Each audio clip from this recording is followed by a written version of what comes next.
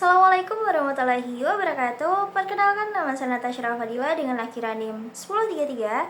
And today I'm super excited to share my project about analisis pemasaran jasa dan integrasi kualitas layanan, and the company that I choose is the one of the most creative brand in Indonesia, Never to Lavish. Okay, this brand isn't just about selling fashion, it is about turning art into attitude. The mixed style, culture, and creativity all in one package, and honestly, I'm obsessed with it.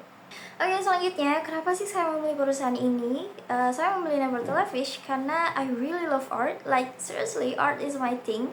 Buat saya, seni itu bukan cuma buat gambar di kanvas, tapi cara buat nyampain perasaan dan karakter diri kita. It's a language without words. Pas pertama kali saya lihat karya dari Never to Lavish di Instagram, I was like, bro, this is insane, so bold, so original, so full of life, warna, detail, vibes, itu semuanya punya personality-nya masing-masing. Saking terinspirasinya, saya sampai nyoba lukis sepatu saya sendiri, dan hasilnya lumayan keren sih. Not gonna lie, the moment changed my mindset, like maybe one day I go start my own custom shoe brand. So yeah, that's the main reason why I picked this company, karena mereka tuh bener-bener ngasih inspirasi dan motivasi besar buat saya. It's not just admiration, it's a personal connection.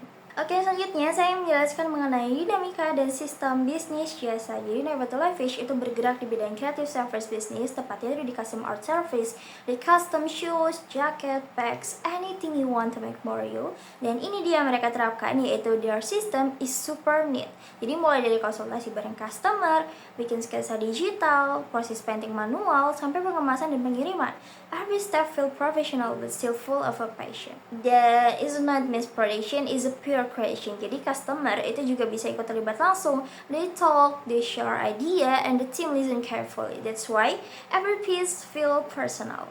Oke, kalau dilihat dari karakteristik jasa, mereka tuh punya semua ciri khasnya. Yang pertama adalah intangibility, jadi hasil belum kelihatan tapi langsung bisa dirasakan. Yang kedua adalah inseparability, jadi pelanggan tuh ikut berperan dalam prosesnya. Yang ketiga adalah variability, jadi tiap hasil tuh beda, one of a kind. Yang keempat adalah perishability, jadi layanan itu nggak bisa diulang sama persis. Yang kelima dan yang terakhir adalah everything is a handmade, limited, and 100 authentic. No copy, no duplicate. Oke, selanjutnya adalah analisis dari perilaku konsumen. Talking about their customer, mereka tuh mostly anak muda yang love fashion, art, and individuality. Jadi they don't wanna look basic, they wanna stand out. Jadi biasanya tuh mereka Never to Lavish itu lewat social media, scrolling di Instagram, TikTok, or YouTube. Jadi begitu mereka lihat hasil karyanya, mereka tuh langsung mikir, okay, I need this in my life. Mereka tuh bukan cuma beli sepatu, tapi buying experience, emotion, and story behind the art. That's the real magic of this brand. Dan satu hal yang saya notice dari Never to Lavish, mereka tuh punya interaksi yang super unique.